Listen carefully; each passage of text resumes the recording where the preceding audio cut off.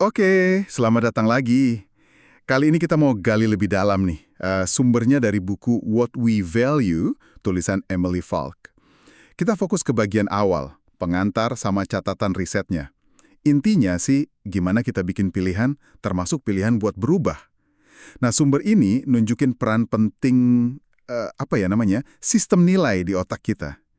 Kita mulai dari cerita penulisnya sendiri deh, Emily Falk. Dia cerita pengalaman pribadi yang, mungkin relate ya buat Anda. Dia itu pengen banget ngelakuin sesuatu yang penting, kayak quality time sama neneknya Beth. Tapi kok rasanya susah banget gitu. Banyak alasannya, kerjaan lah, ngurus anak, bahkan macet di jalan. Padahal dia ini ahli loh. Direktur Lab Neuroscience Komunikasi di Penn, risetnya soal pilihan dan perubahan pakai neuroimaging. Tapi ya itu, dia sendiri ngalamin struggle ini. Dia sampai mikir, ini kenapa sih? Kok saya malah kayak menghindar ketemu salah satu orang favorit saya? Kedengeran akrab kan buat Anda? Nah, disinilah konsep inti buku ini masuk. Sistem nilai di otak. Ini bukan sekedar pertarungan antara katakanlah kemauan keras lawan godaan, atau akal sehat lawan keinginan. Bayangin aja sistem ini kayak kalkulator super canggih di kepala. Dia ngitung nilai dari berbagai pilihan. Pertimbangannya banyak banget, pengalaman kita dulu, apa yang kita butuhin sekarang, bahkan mimpi kita ke depan.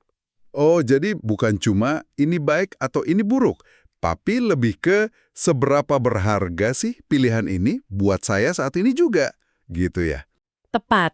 Dan yang lebih keren lagi nih, dari risetnya Falk, aktivitas di area otak sistem nilai ini kadang bisa prediksi loh apa yang bakal kita lakuin. Bahkan kadang prediksinya lebih akurat daripada omongan kita sendiri. Apa yang kita bilang akan kita lakukan. Oh, wah, serius?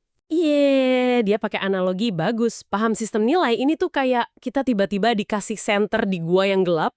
Jadi bisa lihat jalan tersembunyi, atau mungkin ada tuas gitu yang bisa bantu kita buat berubah. Oke, masuk akal analoginya. Nah, balik ke cerita Falk sama neneknya tadi. Gimana dia akhirnya pakai senter itu? Iya, dia sadar. Ternyata yang bikin dia males itu bukan ketemu neneknya, dia sayang banget sama neneknya. Tapi perjalanan kesananya itu loh, terasa kayak beban. Ah, iya. Sering gitu ya? Terus? Jadi dia ubah pendekatannya. Dia nggak fokus maksa diri buat nahan beban perjalanan itu. Dia coba cara lain. Dia coba naik sepeda ke rumah neneknya. Ternyata perjalanannya jadi sesi olahraga yang dia nikmati. Oh, jadi diubah nilainya ya? Dari beban jadi sesuatu yang positif buat dia saat itu. Angkan. Nah, seketika itu juga, hitungan nilai di otaknya berubah. Hasilnya, ya dia jadi lebih sering ketemu neneknya.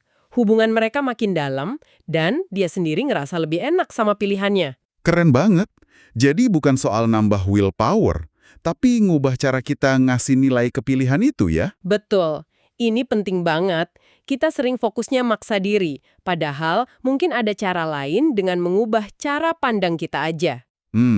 Oke. Terus dari catatan riset di awal buku itu, ada gambaran apa lagi soal struktur bukunya? Ya, catatan riset itu ngasih semacam peta gitu. Gimana ide sistem nilai ini jadi fondasi buat seluruh buku. Jadi, bagian pertama itu ngebahas dasar-dasarnya dulu. Gimana sih kita bisa lebih kenal sama nilai-nilai kita sendiri. Semacam self-clarity gitu. Terus, gimana caranya nyelarasin pilihan-pilihan harian kita sama tujuan besar kita. Itu pondasinya. Oke, kenali diri dan nilai-nilai dulu. Terus, bagian selanjutnya. Bagian kedua disebutnya perubahan. Ini fokusnya ke gimana kita bisa mengubah fokus pikiran kita buat ngubah hitungan nilai tadi. Termasuk juga gimana ngadepin pertahanan diri kita sendiri kalau mau berubah, kan suka ada resistensi tuh.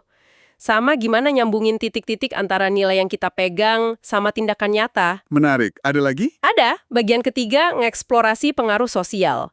Ternyata pilihan kita itu nggak dibuat di ruang hampa kan? Bahkan ada riset soal sinkronisasi otak antar orang pas lagi komunikasi. Gimana itu bisa mempengaruhi kolaborasi dan pilihan kita bareng-bareng. Wah, kompleks ya. Jadi kalau ditarik benang merahnya nih, intinya kita tuh sebenarnya punya lebih banyak pilihan dan kendali ya daripada yang mungkin kita sadari. Sedikit ngebentuk siapa kita dan dunia di sekitar kita. Kayak cerita Ayana Elizabeth Johnson yang dikutip Falk itu ya, Soal lihat dunia bawah laut dari perahu beralas kaca. Perspektif baru bisa mengubah segalanya. Persis. Jadi, paham soal sistem nilai otak ini bisa ngasih kita kejelasan. Kayak center tadi itu bisa nerangin jalan biar keputusan kita sehari-hari lebih nyambul sama apa yang benar-benar penting buat Anda. Pembahasan yang menarik banget ya.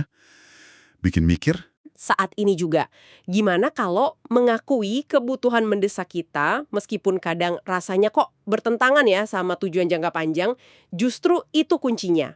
Mungkin dengan mengakui itu, kita malah bisa bikin pilihan jangka panjang yang lebih baik daripada cuma nekan kebutuhan itu pakai kemauan keras aja. Pertanyaan yang dalam tuh. Sesuatu untuk direnungkan pastinya. Oke, terima kasih banyak sudah menyimak penelusuran kita hari ini. Sampai jumpa di pembahasan berikutnya.